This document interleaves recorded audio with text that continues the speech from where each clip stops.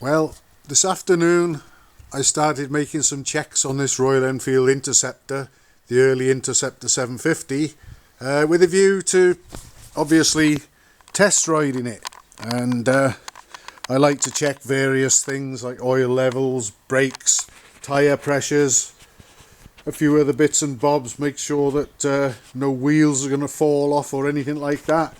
And I was getting along quite well with this. I even I did the same trick as I did on the BSA A10 recently, the Super Rocket or Road Super Rocket, I think it was, wasn't it?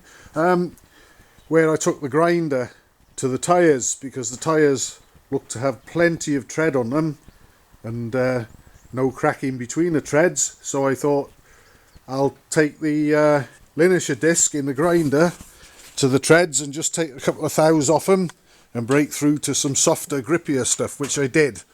But in the process of doing that, I got a closer look at the front tyre, and unfortunately I've seen some cracks in the sidewall that I don't really like very much.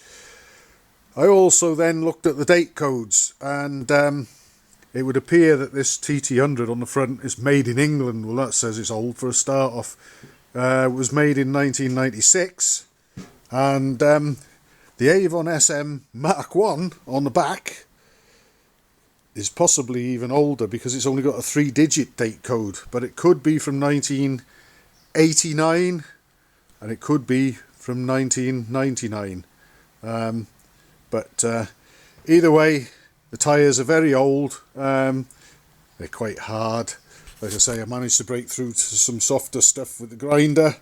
But having seen how old they are, and that the front one is cracked as badly as it is, I'm not going to be riding it. And I've spoken to the owner, and he even mentioned that if I thought it needed new tyres, put them on. So I've just confirmed with him that he'd like me to do that, and I'm glad to say he has. So again, like I did with the BSA A10, we'll be getting a pair of Dunlop K70s and sticking them on it, and then new tubes and rim tapes as well. And it'll also give me a chance to have a look and make sure there's no spokes trying to poke through into the inner tube or anything daft like that. But other than that, we're pretty good to go. I also, another thing I like to check on engines that have got separate gearboxes is the gearbox oil, because I have had the pleasure of having a gearbox lockup, and it's not very nice at all.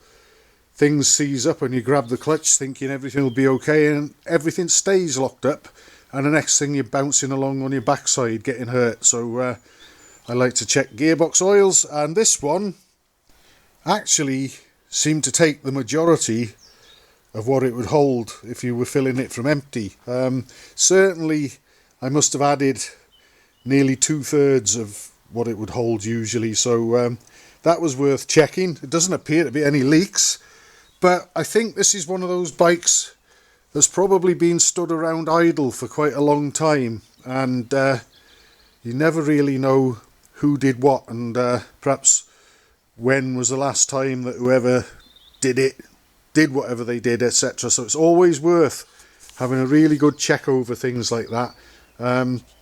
It's all well and good having £28 in the front tyre and £30 in the back tyre and setting off up the road for a blast, but I like to check a few more things than that, and I'm glad I did here.